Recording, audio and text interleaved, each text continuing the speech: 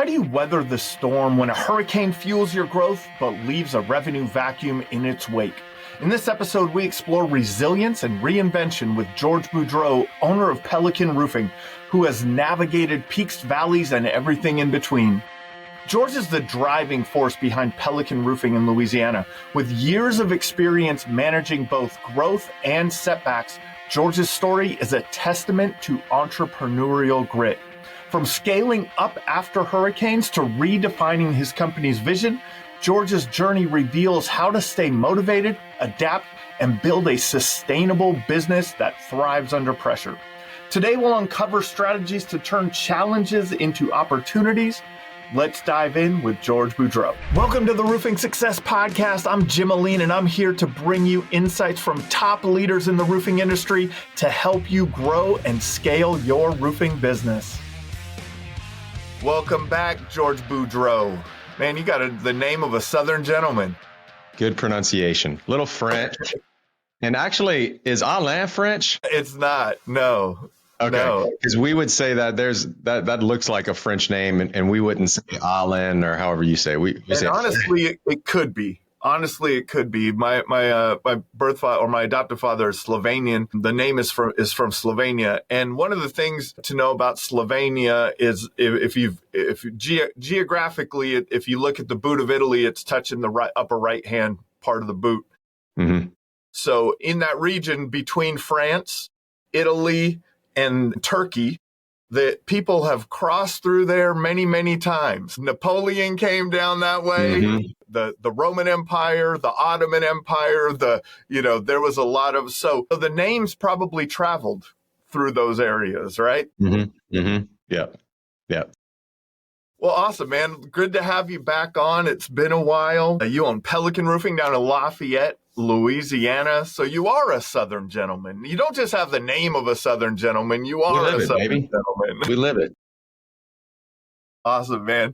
Well, we wanted to talk. I thought I wanted to have you back on because last time we were here, we talked a lot about the ups and downs of the roofing industry, and you guys really went through this revenue peak, and then you came down and of course didn't come back down to zero, but kind of came back and hit another level on the way down in your restructuring, and now have grown it back up. And I wanted to talk a lot about that with you. What is it like? What is that journey of those peaks and valleys of the business? How do you make it through? How do you reinvent your business many times along the way? So, maybe from a macro perspective, how did you guys reinvent your business?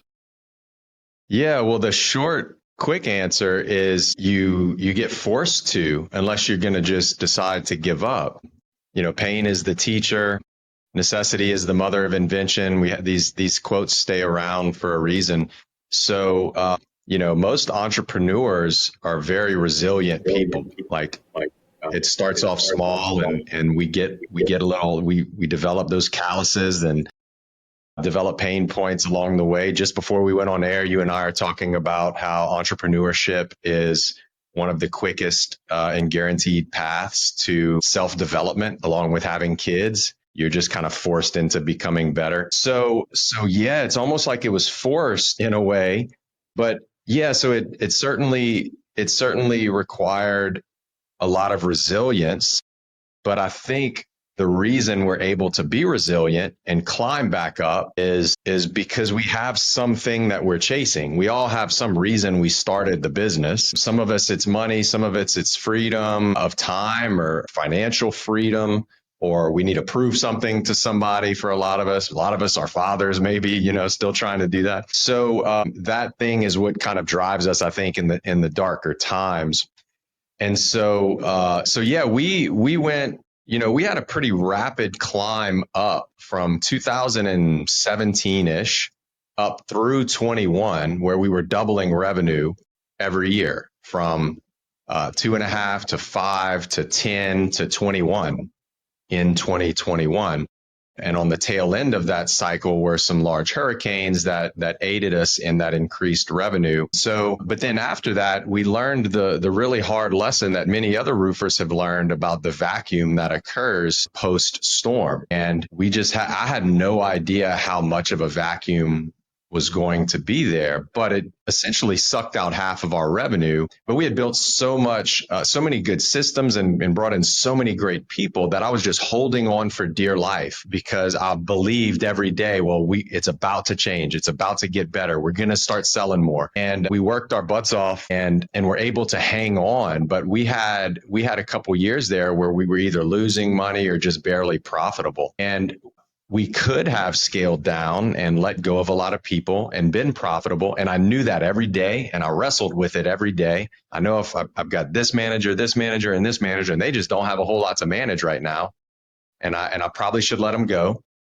But I just kept hanging on thinking, man, the dream is bigger. Like we want to do other things. And these are special people. So basically we just put our heads down and went to work. Predominantly in sales, like figuring out sales, how to sell, how to develop the best presentation, how to have the right daily systems in place so that we could start to generate that revenue again. But that was quite a long path. I mean, that was over a year of struggling through that. And, in that process, post hurricanes 21 going into 22, I was burnt out and a lot of our staff was too from all of that work. And I started really reconsidering what I wanted for the company, just personally, like for my day-to-day life. I really wanted about a $5 million company because I knew I could reduce overhead, be highly profitable and not have a lot of headaches. And then I could go off and do some other things I was interested in because I was losing interest, very frankly, in the day-to-day operations of a roofing company. I liked what it provided for me, but didn't want to do that every day. And so as I was approaching that crossroads, I knew that our team and our great people needed growth.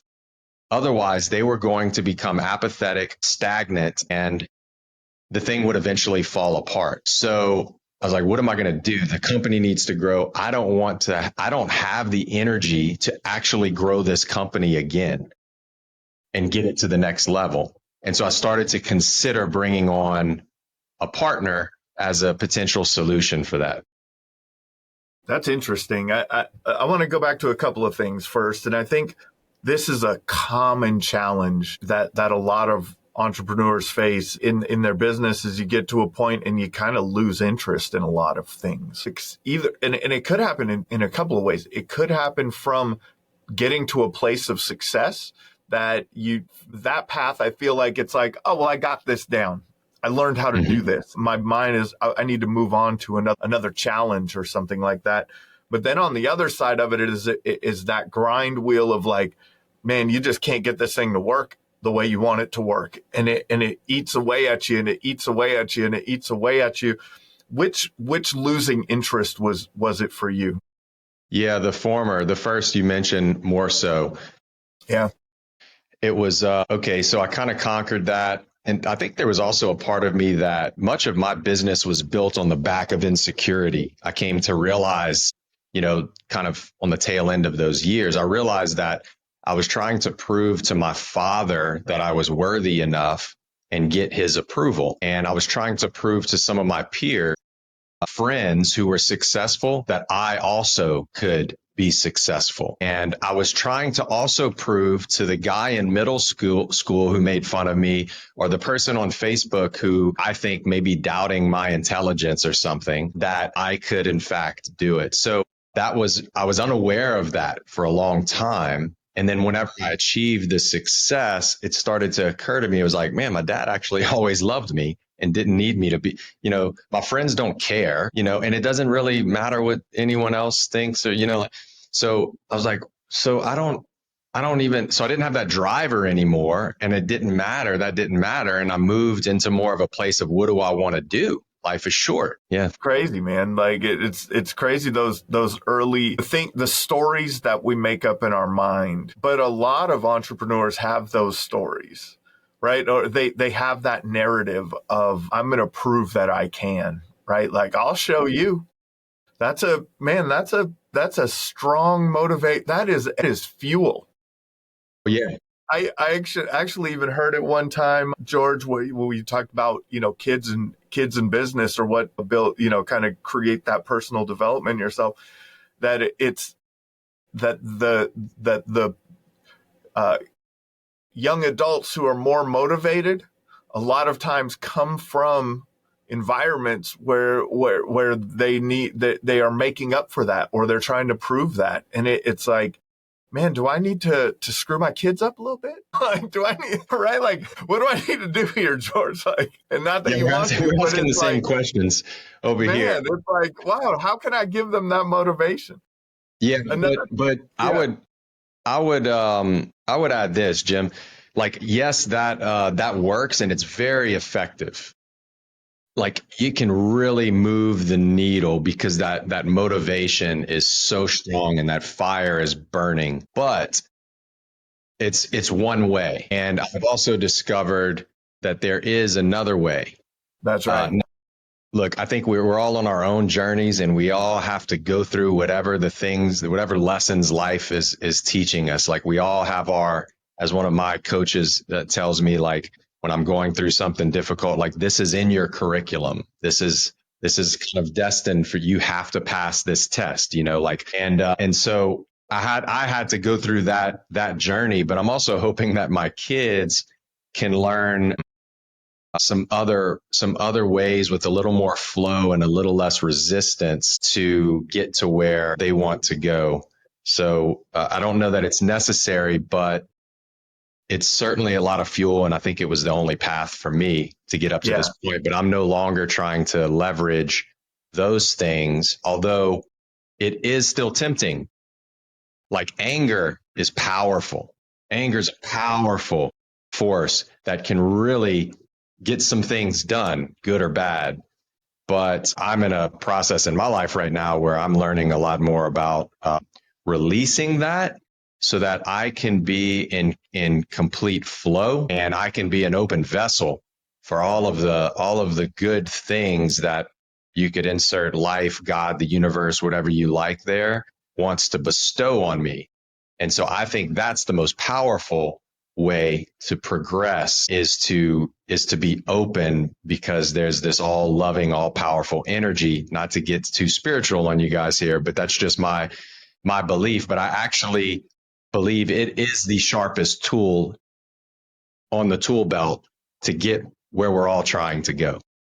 yeah. I like that you said it's your curriculum. I was just earlier this morning. I was flipping through some motivational kind of clips, and it was um, there was a story. It was Kenny Smith, the NBA star. He was in the NBA. Yeah. Now he's a commentator.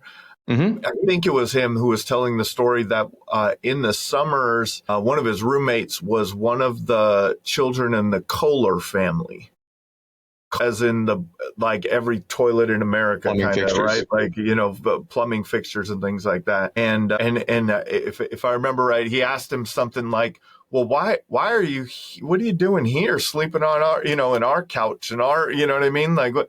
Well, his dad said, well, you have to be a plumber first to work here. Why didn't your dad just give you an executive job? Well, because you have to be a plumber first. So from that parental standpoint, and maybe from a leadership perspective also, because we talked a little bit off camera about leadership and building that leadership muscle, is you can maybe create some of that curriculum for someone, right? Like, that they don't have to just be forced into that curriculum. Like, so That's right. This person's father said, all right, you're going to become a plumber. Then you go on and your next class is this, then your next class is this, then your next class is this, and then you can come into the company and be part of the company. And that's you will get the curriculum one way or another. Yeah, you know what I like about that is yeah, like, there are people who have been able to skip through parts of the curriculum and they have been handed that executive job or whatever it is. And look, things may be easier on them and they didn't have to struggle through it and all of that. But I also believe that there is a corresponding sacrifice in joy as a result of that. And so the lower you go or the harder a thing is, the better the experience on the other side, the more joy and appreciation and gratitude that we have on the other side. So one of my digital mentors uses this framework of a 1 to 10 scale, where 1 being the worst of days or the hardest experiences and 10 being the most joyful experiences, and how most people live in the 4s, 5s, and 6s. And he runs that cycle down. So 1 is at the top and 10 is at the top, but in the pit is 4, 5, and 6, which is like mediocrity. So whenever you're experiencing the pain or the hardship of a 1, 2, or 3, it allows for you to have the 8s, 9s, and 10s, because we're all comparison making machines. That's what we do. We don't know how to not do that. We only enjoy the sunlight because it rains. You enjoy the warmth of the fire because you were cold. You don't go to the fire after you've been hot outside. So that's a framework I like to use also when I'm going through something that's hard or difficult. Is, okay, well, I'm going to really appreciate this on the other side. So you can skip the test, but you're going to live without all of that guy at the top that skipped the test. He ain't having as much fun, man. No, he's not going to be as light. And they always, there's that kind of story of that second, third generation. Let's say a business gets handed down, and that second, third generation, they don't execute as well in a lot of cases. And it's a lot of, they didn't get those 1s and 2s, right? Like they didn't get, and so there's a gap not only in knowledge, there's a gap in that, in the drive, there's a gap in the resilience, there's a gap in, right there. So this is a great conversation to have for people. We're going into the new year. I don't know if this is going to air probably in quarter 1 of 2025, but coming into the new year, the new year is that regenerative kind of, refresh in your mind. And it's like, man, it's the perspective, right? All of those things that are in front of you, all of those problems that you're facing, and if you can look at them as part of the curriculum, like, man, I really didn't like, algebra 3 in college or whatever it was, or in school. Geometry was the worst, or, that literature class was, I hated writing those papers, but you had to get through it, right? Like you had to get through it and get to the other side of it, and looking at those tests. So in that loss of it, in that, loss of interest and kind of reevaluation, and, you guys had peaked. You came down into a valley, and you're like, all right, where do we go from here? Does this thing go down even further? Right? Do we go back to sea level, or are we going to go up the next mountain? And in that, it sounds like you considered a partnership and now have taken on a partner in the business. Let's talk about that a little bit, because I think that a lot of times people look at partnerships as something that start from the beginning. It's not something that gets added into a business. So how did that come about as a pathway to you? Yeah. So, frankly, I spent the first year, as we went from 21 million down to 10 million, and did not decrease operational costs a whole lot. So that was a painful year. And during that year was one of these tests for me. I had no way out, and I didn't have a sales manager for much of that year. So I had to step back into that role, and I had to do a good job, which meant I had to learn it from scratch. So I studied and I was taking in everything I could to try to learn how to be a sales manager and just learn about sales. So that was a test I wanted to skip. I really, really didn't want to do that, but I just didn't have optionality. But during that process, it wore me out even more and forced me to start thinking of other ways out. And so, eventually found a sales manager, but I was like, dude, how am I going to take care of this company and take care of myself? And, I thought about selling to private equity at that point, but they typically want you to stay on for a few years. And I was like, I don't even have 3 years I can't fathom doing this for 3 more years. And some people may not understand, how do you run a company for 8, 9 years and all of a sudden you just can't do it anymore? But my dad raised me, and like I grew up with this mentality of like life is short. Let's do the things we really want to do. So after feeling that way for a long time and not being able to explore it, I was very uncomfortable and agitated. And, actually I spent a few days with a friend of mine at his ranch in Texas, and he made a comment, and he said, you just need to get a few smarter people around you. And so I was like, you know what? I'm just going to go find a partner. And I know that I'll probably leave millions of dollars on the table by doing this, by giving up 50% of the company. But you know what? I may not even get it there with my energy where it's at right now. So I had an ad out for a sales manager. I had just hired a guy, and some guy in my community calls and says, "Hey man, I see you have this. I'm in oil and gas. I'm kind of itchy for something to invest in, and some new venture. I don't know. I'm just curious about what you have going on." We had done his roof in 2015. Nightmare of a roof. The way everything just drained into the center of the dang thing. But and so it leaked, of course. Should have never taken the job, but did. And then we went out 3, 4, 5 times until we got it right. So there was a good impression left on him. And he saw us in the community and thought we had a good outfit. And so he called, we started talking, and, I had 3 main check boxes I had determined. Like I identified exactly who I needed in a partner. And that was number one, they had to be intelligent, because I didn't have an appetite to teach someone for 2 years. Number 2, I wanted to make sure that they cared a lot, like they would really care for the employees and the customer, so that I didn't have to lose sleep at night worrying about that. And then number 3 was like a high level of motivation, like something that was going to drive them during those, if another dark time comes, like how are they going to get through it?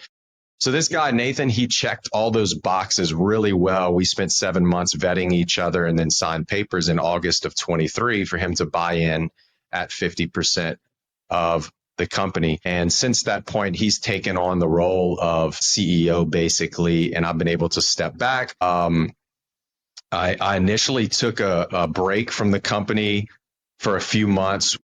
First, I trained him for about 6 months and stayed in. But then after that, in July, I took a few months and really stepped out for the most part. And that gave me a nice breather and refresher. And then it occurred to me, as we're moving forward into our next phase and with our next goals, that, oh, wait, the company actually needs to step back in kind of a different role. This company can use some of my talents and energy, and I actually have it again to give in another way. So it definitely allowed that refresh, right? Like, and what did you look for I always think of great partnerships in having complementing skill sets, not the same skill set. A lot of times 2 sales reps will start a company. They both know how to sell, but no one knows how to do the rest of the work, right? I always think that great partnerships have, man, I'm really good at this and you're really good at that. Was that part of the vetting process? Were you like, man? Yeah. I'm a visionary, and he's an integrator. So yeah, he likes getting into the legal fine print on things.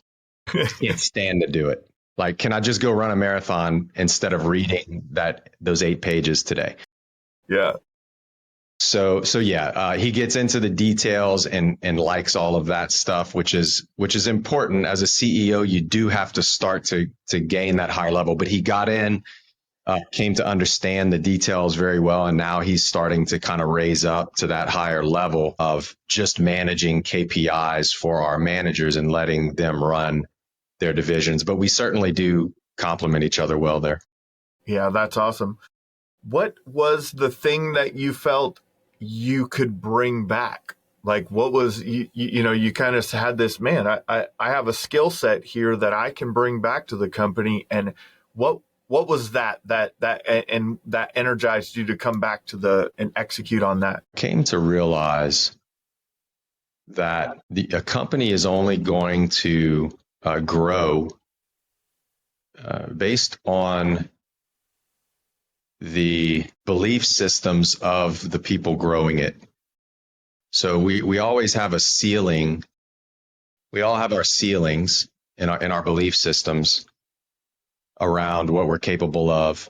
And that influences the company in a large way. And I came to realize that we had kind of been hitting our head. So we went back up to about 15 million this year in revenue is where we'll be. And we were trying to get to 20 this year. And it occurred to me like the reason for that. And I realized that as a management team, we're still limiting ourselves a whole lot in terms of what we think we can do. There's a lot of these managers were there at 2.5 million. And so the things we did to get to 5 and 10 and then operate through the storms at 20 are not the same things that grow a company organically to 20 or 30 million. You have to step into a next level. So I have to become a different person myself first, and then our managers do. So it started occurring to me where these blocks were. And I was like, man, we're really going to have to have a shift in our culture. And by culture, I mean the things that we believe, the way that we interact with each other. Yes, of course, but like the way we do things, the way we work.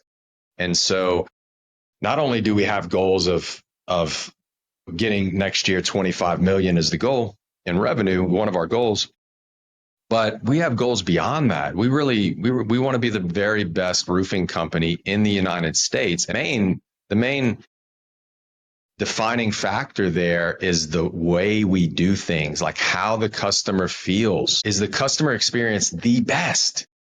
Are they in awe? Are our employees like, I would never want to work anywhere else?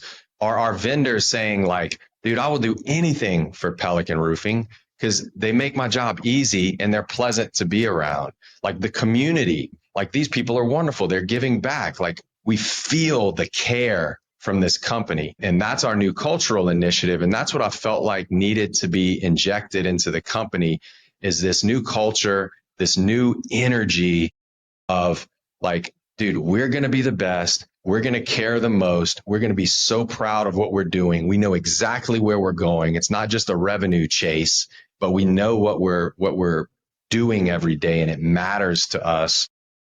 And so I felt the need to come back in and drive that initiative in a very systematic way too. Like I know that I can't just come in here and talk about that stuff. Like there has to be a system for how we give, when we give, how I support our leadership team. I'm a driver by nature. I look more like probably a football coach than a CEO in just the way that I like to lead, the way that I am with my kids. I enjoy being coached that way also to a large extent. So it's like, hey, look, we have this agreement. Go do this. That's how I would lead. That doesn't work. That works at certain levels, but there's like some fear that's baked into that stuff. And so I'm learning also as a leader, like I have to come in and I have to love my people. They have to feel that I really want good stuff for them and that I'm there from that supportive place, not so much that driver, like you gotta do this. A lot of these people had dads that did it. They don't need another one, So yeah, that's the basics of it, Jim, is a different energy and culture. To get to a different place. It makes me think of the analogy of the thermostat. Have you heard that? Like everyone has a thermostat or they're set to a certain level and you have to do things to reset that. And it sounds like that's what re-energized you is saying, man, let's turn up the thermostat on our business. I'm going to make an assumption here that that you had to turn up your thermostat yourself to realize that and to see it and to be able to, like you said, systematically execute that. Is that true? What has that journey been like? Yeah, this is one of those, like we mentioned at the top here, this is one of those things that was kind of just brought to me by my life on a personal level. I went through something difficult about a year ago that just came into my world and jacked me up real good. And it was painful enough to really bring me to my knees in a lot of ways. And so through that process, I started reaching out for aid, really just to relieve myself from the pain of the ordeal. And that looked like, therapy. And it looked like, I went on some psychedelic assisted therapy sessions. That was very, very influential and impactful in my journey. One of the bigger forks in the road, because it opened me up in a lot of ways to see things differently, to have more compassion. So, I also found a few other tools along the way, breath work being one of them. And all of these things have helped me to relax a lot from that, where I come from of just driving and pushing and grinding to a place of relaxing and allowing and releasing a lot of resistance. So that really was the impetus, that it's just life's journey, life's lesson brought to me, and needing to overcome it, pass the test personally, and then that stuff bleeds into the organization. So did the personal experience happen first, and then you went and worked on your healing from that, and then you went, now with these new tools that I have, now I could go back into the business? Or is that the path that it was? Yeah, that was the flow. Yeah. Because it provided an awakening within my business as well on how I could be, like those things provide a lot of humility too. And I can look at myself and really, like, I didn't want to hear that I wasn't a great leader. I wanted it to be other people's faults, why they just weren't doing what I asked them to do. And, we had someone that had some interest in our company recently coming from out of state, and they came to sit with us and talk to us. And I watched how this individual broke down these personal relationships with leaders, how they managed and all of that. And that revealed to me also just some of my deficiencies there. And so yeah, the humility, openness, and the relaxing of the whole thing gave way to my own evolution, which helps me to bring that into the company. What were some of the leadership deficiencies that you realized that I would assume a lot of us encounter? What were some of those ones? Yeah. The first one is just how I issued like directives, that whole coaching thing that works really well on a football field, baseball diamond. And I was trying to make that work in the business, and I was trying to have the world adapt to the one skill set that I have, which was easy. And you could say that I didn't want to do the work to learn how to do it a different way. But the way that like if a manager comes in to my office and I want something done, I would just say the thing that I wanted done. I would probably follow it up in writing so that it was documented. But then when it doesn't get done, I get frustrated. I'm like, did we not discuss this? Was I not clear enough in my directive? That was my whole approach. Yeah. And after it just doesn't work, plenty of time, you say, well, maybe I'm the problem. For certain individuals, that does work. There are a couple managers I have, and it's interesting that these guys also played sports, for very competitive environments, and that tends to work a little bit better there. But not for everyone. So now what I'm trying to do is the whole frame changed for me. Now, instead of like, how can I get this done? It's like, how can I be on your team to help you move to where you want to go? Personally, we know that all is going to help the company, but coming from that place of support. And then there's all of like the science of this, like the ways to ask questions and to get commitments from people and all of that. Like there's a part of me that just didn't enjoy that. So I would just cut to the chase. Like I had someone in my office like a year ago. And I was like, look, dude, you know that we shoot each other straight and I don't beat around the bush with things. And look, this person's a salesperson. I was like, you're not good at sales. You're just not good at sales. I'm sorry if that doesn't land well, but we need to be real truthful here. And although people won't be able to say that I was being dishonest, it's just not going to get the thing done as well as another approach. And there's probably a part of me that was tired and didn't want to spend the time to learn how to do that. I had That's one example. Rosalind Burgess on recently from Refinery. She's an HR coach. If you're not familiar with her, she's in the industry here. She said, well, what What if you tell a batter, you're not hitting the ball? Like, yeah, I know I'm not hitting the ball. Like, you know what I mean? Like, I know Yeah, I'm yeah, striking out. yeah. You're not helping me. You're not helping me, right? Like, you're not helping me. You're not giving me that. You're not coming from a coaching perspective. It's that maybe it's the transformation into a coach from a boss, right? Like, Yeah, yeah. if that's a good way to put it, like, how did you learn how to ask great questions? Was it certain books? Was it certain things that you studied? Because I think that, boy, that's a skill set, right? I'm at the beginning of that journey, Yeah. Jim. So I don't know. But that is my approach, is learning from other people and finding other information. So Yeah.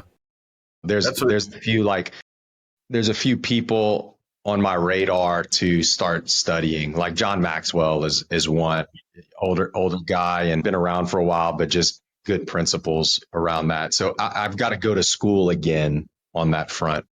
I've been looking at paying attention a lot to Chris Voss's stuff. Never Split the Difference. A master negotiator, but it's just amazing the power in changing a few words around, or the order of words, or the question. Like, I changed the question from this to that, and the response that you get. It's fascinating. And it's amazing the people that they say that great CEOs ask great questions. I think that's the same with salespeople. I think that's the same with every position in your company. If people learn how to ask great questions, not just are we providing a great customer experience, but where are we failing at the customer experience, and how do we get to the root cause of that customer experience? That all starts with questions, right? Like, do we have a great customer experience? I mean, that's subjective, right? Like, yeah, we do. We have a great customer experience. Or do we have a great customer experience every time? Mm-hmm. Maybe not, right? Then why don't we have a great customer experience every time? What were the issues that we're facing in that customer journey during those bad customer experiences? What can we like? And if you just continue to go down that rabbit hole, but the questions are powerful for sure. Yeah, we just had our meetings with our leaders this week on kind of a year-end wrap up and some goal setting for next year. So myself and Nathan, our CEO, will meet with our managers, and then they'll do that with each person in their division.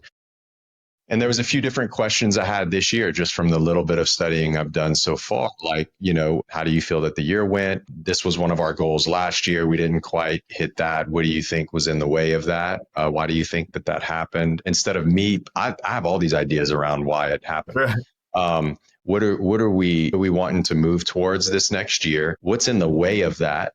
What can we predict that would be in the way of that happening? What's the biggest obstacle to us sitting here 1 year from now saying that happened? What are you committed to do in order to solve this problem? That's a big one. That's a new one for me. Yeah. Instead of like, all right, you willing to do this? Like, this is what it's going to, it's like letting them come up with the answers for that, giving more autonomy in that is another thing. Yeah, the questions and like all of the therapy I've done. My God, I've done so much therapy this year. It's unreal, man. They're all they never give me any answers to anything. But the answers always come. They're always just asking questions. To an answer. Yeah, somehow you get to an answer, right? Like, and then what an art, right? What did you do any were you all focused on personal therapy around the things that were happening in your personal life, or did you do business performance type of coaching in that regard? What path did you go down there? So I've done a little bit of both. The majority of it was on the personal side, but man, I'll share one story with you of one of these psychedelic assisted therapy sessions that bled into business for me. So I'm doing psychedelic MDMA, blindfold, headphones, 7-hour session. I'm getting into the heavy, early parts of this thing. And then I'm thinking about an employee, a manager of mine, who I was having some strife with. We were kind of starting to butt heads. The energy we were on different wavelengths, and I could see it was becoming an issue. And I had the previous few weeks, every time I would think about this, I wanted to just be like, hey, dude, listen, this ain't working. Like, you're going to have to fix your attitude. Like you're infecting the culture. It's toxic, man. I need you to fix this. Like, I've had enough, because I was aggravated by it. I get into this session where, the way this medicine works, the brain slows down, the heart opens up, and I'm using the heart intelligence. I've been using brain intelligence my whole life for the most part. And I'm learning that the heart, maybe it's even smarter. So I get into this session, and all of a sudden, all of this compassion comes out for this individual. I was like, he's in so much pain. And I happen to know a little bit about this individual for decades. Like, we've known each other I'm like, this stuff's coming from pain, man. He's hurting. He's not trying to be an ass. He's not trying to mess something up. He's dealing with his journey, man. So like, it completely flipped. Within days, I'm sitting down with him in the office, and we have a completely different conversation, because I come from a place of compassion instead of driving him to some new result. And he opened up, and I'm teary-eyed, and he's teary-eyed. And that's where progress occurs, like emotional movement. When the emotions are stirred, that's the signature of like some real change, something that's impactful that we don't forget. So anyway, so some of this personal stuff, it all, it's the business is a huge part of who I am. And so all of that stuff bleeds together. So I went out to solve a lot of personal problems. The business stuff benefited as well. But then I recently hired a coach that I met at a roofing conference, and I actually hired him. He's working with another roofing group to help them grow. And I just connected with the dude, and I left this conference. I was like, I don't even know exactly what this dude does, but I just got to work with him. Like, we were just vibing together. And so I reach out to him, and he does coaching and all this kind of stuff. So I do this one-on-one thing, pay, $20,000 to pay the guy to coach me. And I think he's going to help me not only with like Pelican Roofing, but also with I have other real estate endeavors and a few other business things going on. And then it's basically spiritual stuff, but it's like the business stuff is just immediately impacted. It's like everything just comes from within. You want to change the world, change yourself, that whole concept. Like, it's so much more just about doing this stuff. And so that's one of the cultural initiatives for our team this next year is we're leaning very heavy into the self-development. I used to stay away from that because I didn't want to impose my personal beliefs or habits too much on other people, whether it's fitness, physical fitness, or it's reading, or it's centering yourself and dealing with the anger from child, or whatever the thing is. Like, it just felt too imposing. So I would try to stay away from that and just offer some little snippets from YouTube, and I'd give my opinions here and there. But now I'm leaning in. I'm like thinking about the Patriots. You don't have, if you're an NFL player, you don't have to play for them. But if you do, you do things a certain way. You're not going to go run your mouth to the media about your coach or your other players. You're going to do the small things right every time. Now, if you don't want to do that, you can go play for the Browns or whoever lets you do whatever you want to do. But the way we're doing this, because we're building an elite company, these are our standards. And we're going to move our bodies. You're going to feel real uncomfortable in our organization if you're not moving your body to make a better, healthier you. I don't care if you're 600 pounds, but are you interested in getting to 595? That's what we're looking for, like progress in all areas of our life, because I believe if we work on that part of us, then everything else blossoms from that. It does it. And I've had a lot of these conversations lately. Terry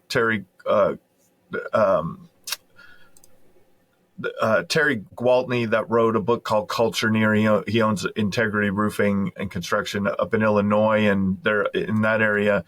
He like his team will reads, like they have books that they have to read, or you know what I mean, and like things like that, like and it's like it's that going into the like beyond what's just showing up for work and helping people become better people, right? And he said one of them, that they do all kinds of stuff, finance and different things. And one of the guys was like, got into like learning the financial aspects of his life, managing personal finances, and ended up leaving the company to go work for like Edward Jones or something like that because he really found his passion in it. Like, how cool That's right? Like that you could be a part of that, but it's that helping. We don't think about it. Right. We don't think of that. That's like something to do at work. I know, like Miller Storm down in Dallas, some friends of mine, Jay Miller, and like, their team is in the gym. Like they are very committed to their personal fitness and have that correlation that this is what leads to success in your work life is having this, having this physical fitness in your, in your personal life. And so, it's, you got to make these decisions and boy, you'll find out, how far you should go into people's lives. But then it also might be who should be in your business, right? Because some people may not that's a cultural filter to your business at a certain point in time. Right. Yeah. And if we're going to do good in the world and do good for our people that work for us, that's one of the greatest gifts that we can bestow upon them is like the introduction to ways for them to become more free and grow. We were at the Best of Success Roofing Conference last week, and we had a free afternoon after it was over. And so we brought this guy in from Naples, Florida to come and do this breathwork session for us. And I was like, man, I know there's some people on my management team, like no one else had ever done breathwork at all. But I was like, some of these people are not going to want to do this at all, but they were all very willing to come in. And without going into the details, there was 8 of us in the room, and there was several very profound experiences that happened that we discussed after. I mean, you had some people that just couldn't talk. They were blown away. Like now they have a tool, not to have to go do a 1 hour, but like there's a way to use the breath whenever you're getting aggravated with your employee, and you can calm yourself down and not come from a place of frustration or anger, or to clear the mind or whatever. Like they have a tool now that they previously didn't have. If they quit Pelican tomorrow and they go somewhere else, I can feel really good about helping in that way. And that's important for all of us. So yeah, man. It's a fun journey, right, George? It's a like, and that's what it is. I think, the kind of back to the original kind of part of the conversation is how do you get through these ups and downs? How do you restructure? How do you reorganize? How do you re-energize? How do you reinvigorate the team? How do you do through? Because man, there's a lot of ups and downs in business, right? It's on a day-to-day basis. There's a lot of ups and downs, and it sounds like you're stepping back into the business and saying, I'm going to help my team from a cultural aspect really grow and develop. That's awesome. I think, and so if you had to give advice to someone who was earlier in their journey, they're starting to hit the limits of their leadership. They're starting to hit the limits of they're feeling the thermostat. They're hitting the thermostat in their company. What's some advice that you would give to them? We're all at different spots, and like the only thing to focus on right now is the thing in front of us. And so, you might have someone out there that just did 300K their first year, and they've got a very specific challenge, and you've got to pass the test that's in front of you right now. So, if we avoid those challenges and try to just not take that test right now, it will inevitably come back in another form, typically a little bit louder, maybe more awkward and harder. And so there's no escaping the thing. Entrepreneurship is very difficult. My words, not so much advice, would be like, look, man, or girl, like I know this is difficult. Like I hear you. Anybody who tells you it's been easy, something's off, something's missing there. We all, when me and other CEOs or owners get in the room, we can go on and on for hours about the difficulties and how we didn't know if we were going to make payroll one time, and how we thought the business was going to crumble when a major, manager or something left, or we didn't know how to hire, and when to fire the sales guy that's bringing in all of the revenue, but he's toxic, or like we've all had so many problems, and that's a part of the thing.